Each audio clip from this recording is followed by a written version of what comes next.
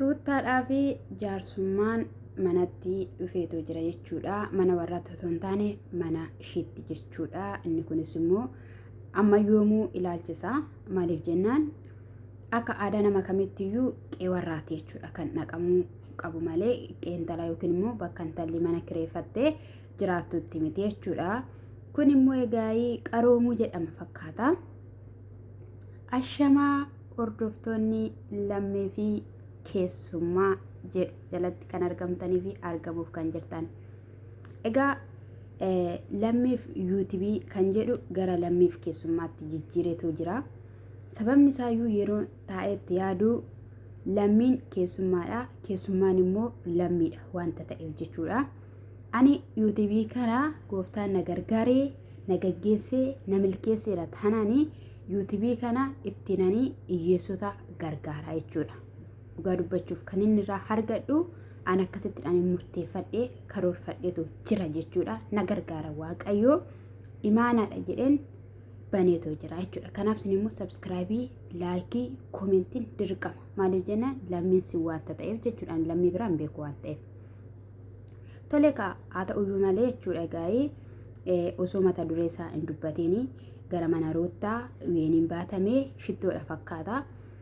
Qabatameetoo dhaqeetoo jira jechuudha. Kana jechuun ruuttaanii gadi jechuu osoo hin taane maaliif inni kana irratti taasisaa anis kanan irratti taasisaa kan jedhu qabattee eti malee hin fedhuanii saatii kanatti dhiira kamiyyuu gara jireenya kootitti fiduu hin barbaadu. Haalaan ani keessa jiru ulfaataadha. Anaadha mucaatii eddanda'ee ganaa ji'a ja'aadha. Lidatii mucaa kootiyyuu hin kabajne jettee ofirraa deebisuuf mirga qabdi turte jechuudha. Qabeenya qabaa, qarshii qabaa, akka barbaadetti si jiraachisaa, jaalala siif qabaa jedhamee isa ibsamu miti jechuudha. Borullee ruuttaan gara miidhamuuf deemtutti ni fakkaata jechuudha. Kun immoo rakkoo akka ishiitti hin fidneef har'a dhaabbattee ilaaluu qabdi jedhee nan yaada. Isa jaalattee, amantee, eeyyamtee, simatteeyyuu hin dhabde. Isa immoo hin jaalanne. Isa immoo keessa ishiin simanneen akka ishiin taatu hin beeku. Abbaa caalaa namni omaayyuu hin beeku wanta ta'eef jechuudha gaa'e. Haa ta'u malee yeroo dheeraadha jechuudha. Ishii kana sobsiisanii maalidha jennaan taa'aa naamna jettee inteenyu wanta si barbaannuuf qabna. Namni kun si jaalataa, iddoo siif qabaa, siif jedhee biyya sanaa bahee dhufee hojii isaa dhisee wanti baay'een jalaa karaatti hafaa jira wanta ta'eef kanaaf immoo ati furmaata itti laachuu qabda, deebii itti laachuu qabda. Yoo sana ta'eera ta'e inteenya jennaan akkamittiin akkas naan jettaa, alanaan keessa jiru hin beektaa, wanta ta'aa jirus in argita wanta ta'eefi akkati na jaalattu nan beekaa, akkati nama gaarii taate nan beekaa, waan hundumaan iyyuu ati nama qajeelaadha. Anaaf jettee aarsaa kaffaltee jirta kan jettu jechuudha. Aarsaa gafasiin kaffaltan hin argine, gafasiin yeroo jaalala dabarsitan hin argine. Isanis jala deemee ruuttiyee darbee jedhu sana irraatiin kan hafe yeroo walii kennitanii waliin haasoftanii tokkummaa akkasuma jaalala inta ullee wanta jedhamillee hin jiru sin fedhu sin barbaadu jettee gaafatii isaan karaa daanii darbattee ofirra biraa gaggeessitu kan beennu. Karaa eessuma keetis sitti dhufeera akkuma jetteyyuu karaa gannis dhufteetta karaa namoota baay'ees anifatis immoo haasofneerraa wanti kun nan barbaachisu siin jedheera deemis siin jedheera jennaan.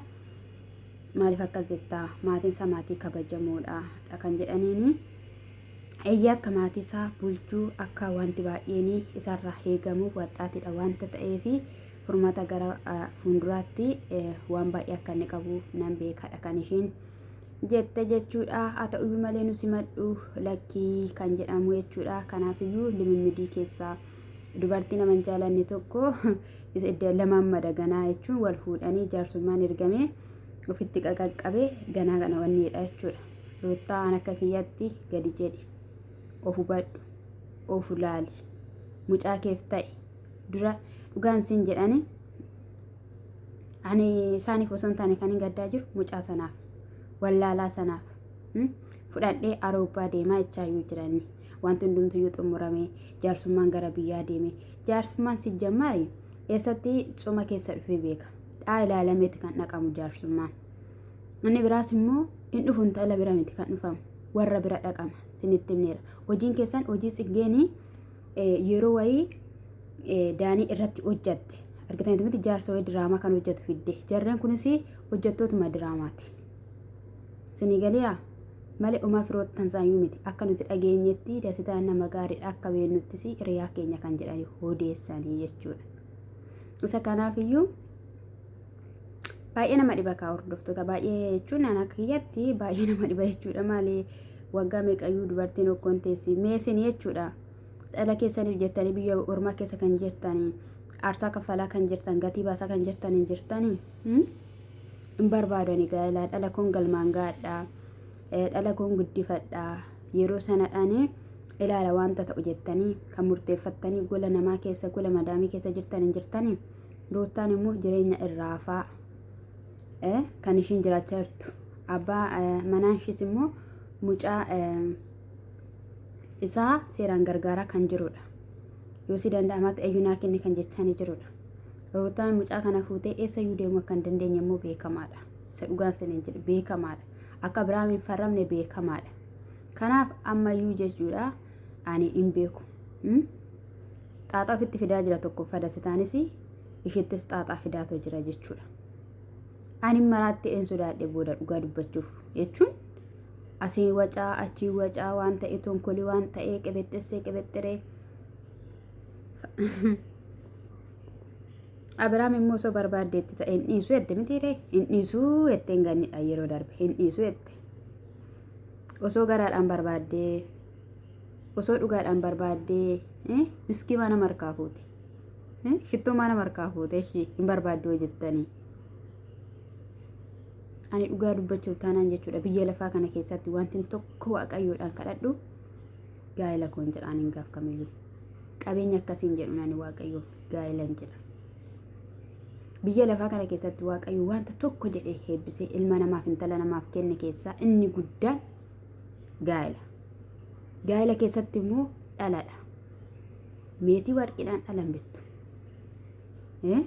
gaa'ela bara kana keessaa yeroo qarshiidhaan bitamu ta'eera garuu sana miti waaqayyo uumaa waaqa lafaa gaa'ela keessanitti sinaa qabbaneessu gaa'ela keessanitti aara sinaa galfachiisu inni barbaachisaan isadha jechuudha inni biraas immoo egaa Abiraamii fi Irmeellaa yeroo dabarsaa yeroo bareedaa kan ture eeggadha jechuudha halkan keessaa sa'aatii 7 irrattis immoo Abrahaamii yeroo bareedaa sa'aatii bareedaa dabarsaadha kan turre wanta addaatu ta'e baay'ee namatti tola amma yoonaatti iyyuu irramne anis immoo bakka agammaddu itti atolu jedhee huccuu yookiin immoo qaamisii diimaa baay'ee natti tola nan jaaladha wanta ta'eefi biteefiitoo jira uffattee nu dhufti dhugaa dubbachuudhaaf baay'ee tokkodhaan bakka gammadeetoo jira hidheetoo jira jechuudha ifeetoo jira yaan isaanii walii galee tameetoo jira jechuudha namatti tolu ilmi namaa tokko edda jireenya tokko hin barbaanne ta'e jireenya barbaade jiraachuun mirga guutuu aangoo guutuu qaba kan isa dhoowwu hin jiru jechuudha egaa Abiraamii fi Roottaanis immoo tokko miti Roottaa bira daa'ima xiqqoo aannan oodhutu bira jira jechuudha daaddaa kan hin deemne haa ta'u malee egaa uffattee yeroo ishiin dhuftutti baay'ee irraa bareeda namatti tola kanarraan kan ka'e gaaffii gaafadhunaan jedhanii hordoftoonni natti himaniitoo jiru gaafota 5 jedheen jechuudha maalidha jennaan lafa dhaloota keetii jedheeni kan inni itti dhaladhe Suwaay jettee Suwaayitti jiraadheera keessaa hanga kutaa 12tti baradheera achitti natti fakkaate achi buttaa jira waggaa 5 jiraadhe jettee achi Finfinneen qubadhee barnoota koo barachaa hojiin hojjedhee garuu immoo baradhee nama xumure mitiidha kan ishiin jetteetoo jirtu jechuudha hiriyaa jaalalaa hin dabarsine jaalala keessan turre jennaan dubartii yookiin immoo shamarree wanta taateef wanta dabarsituu fi yeroo dabarsituu ni jiraata sana keessatti garuu nama gaa'elaaf naa ta'a jedhee simadhee jireenya waliin heegalee gara jiruu kootitti fide gara karaa gaa'elaatti fide hin qabu jettee kanaafiyyuu ani isa jalqabaate jechuudha kaa'inaan eeyyee ati isa jalqabaatidha baay'ee natti tola si argachuu kootiyyuu jetteen jechuudha. Innis immoo baay'ee tokko gammadeetu jira. Abiraam egaa durbummaa hedduu natti fakkaatati yoona mi'aati hin jiru garuu inni baasawii isuma jalqaba jaallateetu qacamirraa godhee ta'uu danda'a kan gatee jiru beekusa. Haa ta'uyyuu malee immoo kan irra caala filattu biyyoota sana keessaa kamiree jennaan biyya toon filachuu baadhee garuu baay'ee natti tolatu biyya na filachiisu baattee. Haa ta'uyyuu malee immoo biyyan itti si bare lafan itti si bare baay'een jaaladha Finfinneedhaan jetteetoo jirti jechuudha. Gaaffii 5 jedhee gaaffii 3 iyyuu hin gaafanneedhe gaaffii 3 iyyuu waan gaafate miti. Ishinis jidduudhaan sin gaafadha gaaffii jetteeni. Inni biraas immoo gaaffii sadaffaa simmeetii yookiin immoo yaada Abiraamiif qabdu 3 ibsi osoo sin jedhanii akkamittiin ibsita jennaan osoo lakkoofsa yookiin immoo hanganaa lachuu baattee garuu natti tolaa jetteen jechuudha. Yeroo kanatti ani waan ittiin seebsu hin qabu. Shabalaadha, sabboonaadha, gara laafessadha, baay'ee kan namatti toltudha, ija guutaadha, waan baay'ee jetteen jechuudha gaa'ii ibsitee fi yeroo kana keessatti ishiinis immoo jaalala Ermeellaaf qabdu yookiin immoo yaada Ermeellaaf qabdu ibsiif osoo sin jedhanii maal jetta jennaani egaa dhiirri jedheetu yaada kana kan fiddee fedhe sila sitti qorreef hin jedhun seetanii sila sitti qorreef yaada kana fidde waan ta'eef jedheetu ka'ee kootii irra buusee jechuudha. Achumatti gaaffii 3 bichaa gaafateetu achumatti addaan citee jechuudha. Ilaalamee bilxii abbaa isaati amma Abiraam gowwaa'eetu gamna dhugaan siniin jedhe gamna gara laafessa tooftaa wanta tokko bira darbuu nama beekudha jechuudha. Ani achitti nan kolfee maal ibsaree sila sitti qorreef kana fidde wanta ta'eef hodhu jedhaniit irra buusee yeroo kanatti ishiin meedaatti deemnaa daandirra deemuun hawwii natti tole daandirra deemuun jetteen saatii kanammoo yeroo kanammoo jennaan rakkoo maalii qabaree namni konkolaataa immoo jennaan lakkee miillumaan lafa deemna jetteen miillumaan lafa deemna jetteen fuudhee bahee jechuudha. Akka egaa baatee shumbururr gochaa ture hin beektu teessuras ta'anii waliin haasawaa kan turan yoo ta'u garuu gaaffii deebisuu dhiisee jakkeettira buusuusaa akkuma beekametti jira jechuudha. Na bilxiidha gamnadha siniin jechuun jaaladha. Abirahaam baazawee gaafa ruuttaan jaalala dhiyeessitu yeroo baay'ee ruuttaa ibsa malee inni ibsu baazawee inimu simmeetii isaa hin baasu maaliif akka ta'e garuu hin beeku. Yeroo baay'ee hin dubbatu dhugaa rabbi akka keenya miti nuti mee ammanas jaaladha ganas jaaladha akkasiin si ta'a akkasiin si godha jenna jechuudha. Isaan garuu akkas miti jechuudha. Inni hundumaa caalu yeroo jaalalaa qabaachuu isaaniiti akka bulan illee nutti maniitoo jiru jechuudha. Inni dammoo akkamitti ilaaltee kutaa akkamitti ilaaltee jennaaniin baay'ee bareedaadha jennaan kan kus bareedaadha biraa achi jette kana jechuun kutaan isaanii tokko jechuudha. Erga jaalalli deebi'ee maalidha yeroo ammaa kana erga jaalalli deebi'ee amma namiti jechuudha. Ermeellaan immoo waan akkasii nama barbaadudha jechuudha. Guutumaan guututti osoo Abiraamiidhaan fudhattee osoo Abiraamiin jireenya mataa ishee keessa galchite baay'eetti tola waanta ta'eef jechuudha. Mandara sana hiyyaa mandara kanaa nagaa maal gootu egaa isayyuu Ermeellaa miliyooniin jedhamatti argitanii jalqabuma maqumatu soorummaadhumarraa dhufanii abbaa manaas immoo akka abbaa kootii naaf kennin jedhan tureyyuu tiriitii godha haadha koo abbaan koo jetteetti iddoo qabaa fi haadha kootiif abbaan koo atis immoo akka abbaa kootiiti jetteenii ibsitee fi ta'u jirtiitti sinni mana madamiyyuu viidiyoo akkan dubbanne dhoowwatoo jira kana booddee suuraarraan dubbadha sinin jechuun jaaladha. Adaraa lammummaa laayikii gootan sabskraabii gootan malee bira hin darbina sinin jechuun jaaladha. Guzoo wadafiit sinin jechuun jaaladha jechuudha.